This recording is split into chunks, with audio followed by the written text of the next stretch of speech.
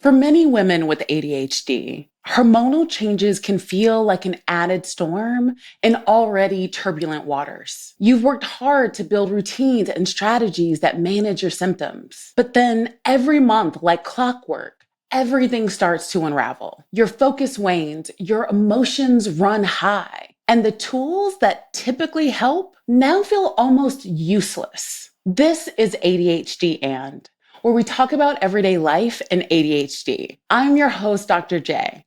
I'm a licensed psychologist who works with those with ADHD. Today, we're talking about ADHD and hormones.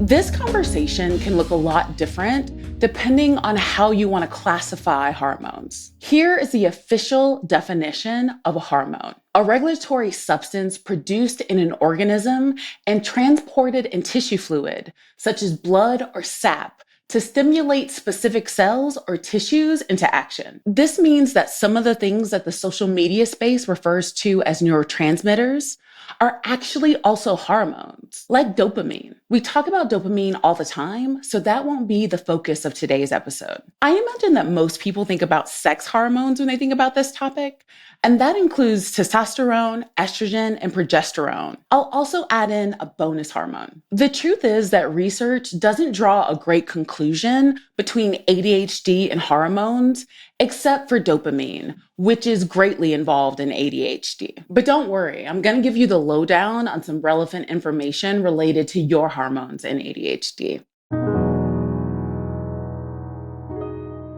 Testosterone has been linked with cognitive processes, including attention and executive functioning, which are often impaired in women with ADHD. However, the relationship is actually pretty complex, with some studies suggesting that optimal levels of testosterone might support cognitive functioning, while too much or too little might be detrimental. For estrogen, it's vital for healthy, functioning minds. And when estrogen levels fluctuate due to someone's menstrual cycle or pregnancy, for example, your cognitive functioning will fluctuate as well. And that's regardless of if you have ADHD or not. So symptoms may appear worse for any cognitive problem whenever there are issues related to the amount of estrogen that's available in your system. Women with ADHD often report that their symptoms worsen during certain phases of their menstrual cycle, particularly when progesterone levels are high, such as during the luteal phase, or the second half of your menstrual cycle, for those of us who don't remember our sex ed class from 20 years ago. This phase is characterized by increased progesterone and a decrease in estrogen. High levels of progesterone have been associated with mood changes, cognitive difficulties, and fatigue, which can exacerbate ADHD symptoms like inattention, impulsivity, and emotional dysregulation. Now for our bonus one, cortisol, otherwise known as the stress hormone. Abnormal cortisol levels have been associated with specific ADHD symptoms. Lower cortisol levels may be related to increased inattention, while altered cortisol reactivity might be associated with hyperactivity and impulsivity. The exact nature of these relationships varies. It is important to mention that a lot of research needs to be done in this specific area. The shorthand of the situation is this: when you have ADHD, you already struggle with issues of emotion regulation, impulsivity, negative self-talk, and for many, sensory issues as well. When you're a woman on your period with ADHD, it often can and will heighten all of those symptoms for you. So what can we do about that?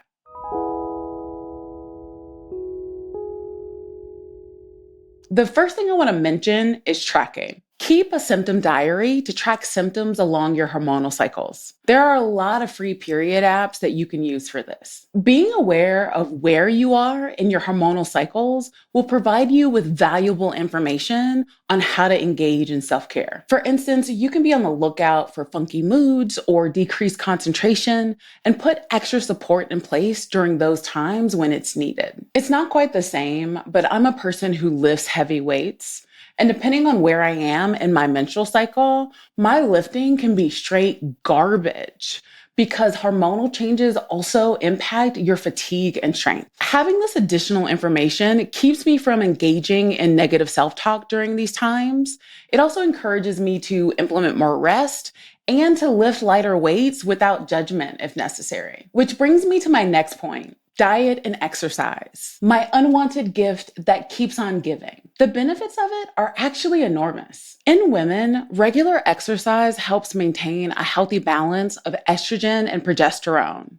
This reduces symptoms associated with a hormonal imbalance like PMS and menopause. Exercise can also help to manage cortisol. While acute exercise temporarily increases cortisol levels, regular physical activity helps lower baseline cortisol levels. It also reduces your chronic stress and improves the body's overall stress response. Consuming healthy fats like those found in avocados, nuts, seeds, and oily fish is essential for hormone production, especially sex hormones. A diet that's high in fiber, particularly from fruits, vegetables, and whole grains, is great for supporting hormone balance. It helps by promoting healthy digestion and also by removing excess hormone from your system like estrogen. This is why I keep reminding people that the fundamentals will get you so far in life. Everything that I've mentioned here are probably things that you've heard before that you keep dismissing, or that you've tried and given up on. If that sounds like you, pick one health habit and focus on it until it becomes a part of your routine. You may get frustrated and think that you're not doing enough, but listen to me.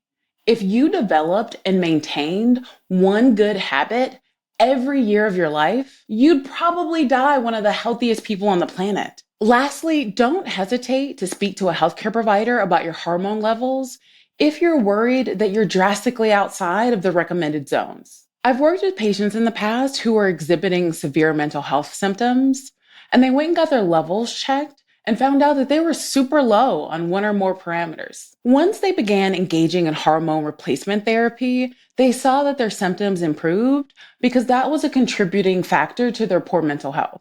We're all learning how to take care of our bodies and minds, and that includes the hormonal changes that occur to us. It's normal to feel off, emotional, sensitive, or even out of control throughout various times of the month, especially if your hormones are potentially out of whack. What helps us to stabilize is understanding that these issues are common and that we need to focus on self-care. For women, that could be tracking our cycles, making small dietary changes, or even speaking to a doctor just to double check that the issue isn't a little bit bigger than we can manage on our own. In all cases, I'm sure you're doing the best that you can, and I just need you to know that going step by step is A-okay. And it's probably best for you in the long run. That's it for this episode of ADHD And. What's a healthy habit that you're going to start after listening to this episode?